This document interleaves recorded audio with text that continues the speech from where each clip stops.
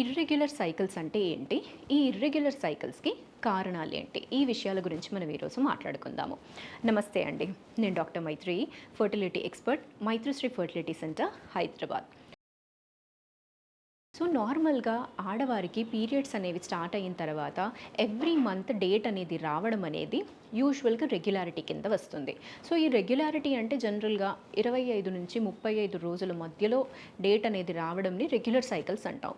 కొందరికి ఏమవుతుంది అంటే ఎవ్రీ 15 డేస్ ఆర్ అలా కాకుండా ఒక 2, 3 నెలలు, 6 నెలలకి అలా డేట్ అనేది రావట్లేదు అంటే అప్పుడు మనము ఇర్రెగ్యులారిటీ అన్నట్టుగా అంటాము. కొందరు పేషెంట్స్ ఏం అడుగుతారు అంటే మాకు డేట్ అనేది ఒక 2, 3 డేస్ అటు ఇటుగా వస్తుంది. సో మాది రెగ్యులర్ లేదా అంటే లేదు. దాన్ని రెగ్యులర్‌గానే వస్తుంది అని అంటాము. ఒక 2, 3 డేస్ అటు ఇటు అవ్వడంతోని మనకి పెద్ద డిఫరెన్స్ అనేది ఏమీ రాదు. దాన్ని రెగ్యులారిటీ కిందే కన్సిడర్ చేస్తామండి. సో ఇలా ఇర్రెగ్యులర్‌గా రావడానికి కారణాలు అనేవి ఏముంటాయి? యూజువల్‌గా దీన్ని మనం చూస్తే జనరల్‌గా ఓవేరియన్ కాజెస్ అనేవి కొన్ని ఉంటాయన్నమాట. ఒకటొచ్చేసి లో ఓవేరియన్ రిజర్వ్.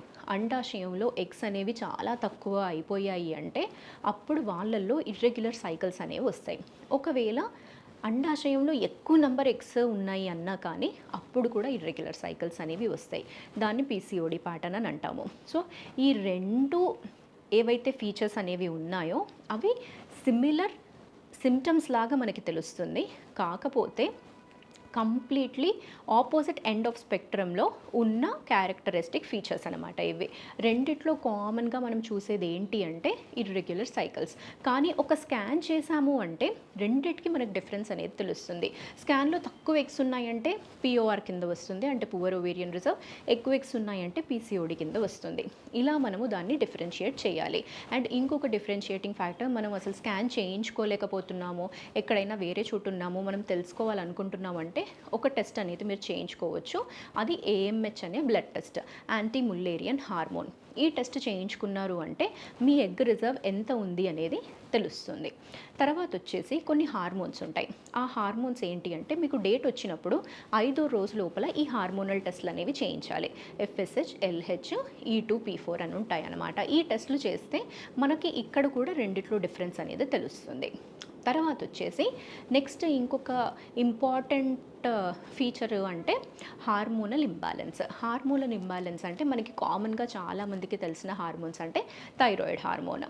థైరాయిడ్ హార్మోన్ అనేది కూడా ఎక్కువ ఉన్నా కానీ తక్కువ ఉన్నా కానీ ఓవ్యులేషన్ డిస్టర్బెన్సెస్, మెన్స్ట్రువల్ డిస్టర్బెన్సెస్ అనేవి అవుతాయి. సో థైరాయిడ్ టెస్ట్ అనేది కంపల్సరీగా చేయించుకోవాలి. ఒకవేళ మీకు ఇర్రెగ్యులర్ సైకిల్స్తోని బాధపడుతున్నారంటే ఈ హార్మోనల్ ప్రొఫైల్ అనేది డెఫినెట్గా మీరు చేయించుకోవాల్సి వస్తుంది. హైపోథైరాయిడ్ ఉందా, హైపర్ థైరాయిడ్ ఉందా అనేది చూసిన తర్వాత దానికి తగ్గట్టుగా మీకు ట్రీట్మెంట్ అనేది పెట్టాల్సి వస్తుంది. నెక్స్ట్ వచ్చేసి ప్రోలాక్టిన్ హార్మోన్. ప్రోలాక్టిన్ హార్మోన్ అనేది కూడా చాలా అవసరము. ప్రోలాక్టిన్ జనరల్గా మనకు కామన్గా తెలిసిన వాళ్ళల్లో ఎవరిలో ఎక్కువగా చూస్తామంటే breast feeding mothers, lactating mothers, అంటే ఎవరైతే మిల్క్ అనేది సప్లై అవుతుందో అటువంటి మదర్స్లో ప్రోలాక్టిన్ హార్మోన్ అనేది ఎక్కువగా ఉంటుంది. అండ్ దీనికి మనము చూసే సిమ్టమ్ ఏంటి అంటే నార్మల్గా మీరు లాక్టేటింగ్ మదర్ కాదు, బట్ స్టిల్ ఇట్లా మీకు ప్రోలాక్టిన్ హై ఉంది అంటే మీరు కామన్గా అనేది మీ బ్రెస్ట్ నుంచి కొంచెం ఏమైనా సెక్రీషన్స్ వస్తున్నాయా అనేది చూసుకుంటే గమనిస్తే సెక్రీషన్స్ వస్తున్నాయి అంటే మీకు ఆ ప్రోలాక్టిన్ హార్మోన్ హై ఉంది అని అర్థం అనమాట. సో ఈ ప్రోలాక్టిన్ హార్మోన్ హై ఉండడం వల్ల కూడా మెన్స్ట్రువల్ ఇర్రెగ్యులారిటీస్ అనేవి వస్తాయి. ఇలా మనము ఈ డిఫరెంట్ హార్మోనల్ ప్రొఫైల్ అనేది చేయించుకున్నప్పుడు ఏ ప్రాబ్లం వల్ల మీ సైకిల్స్ అనేవి ఇర్రెగ్యులర్గా అవుతున్నాయి అనేది కారణం అనేది తెలుస్తుందండి. బట్ వరి అవ్వాల్సిన అవసరం అనేది లేదు. ఎటువంటి దానికన్నా కానీ ట్రీట్మెంట్స్ అనేవి అవైలబుల్ ఉన్నాయి. నమస్తే అండి.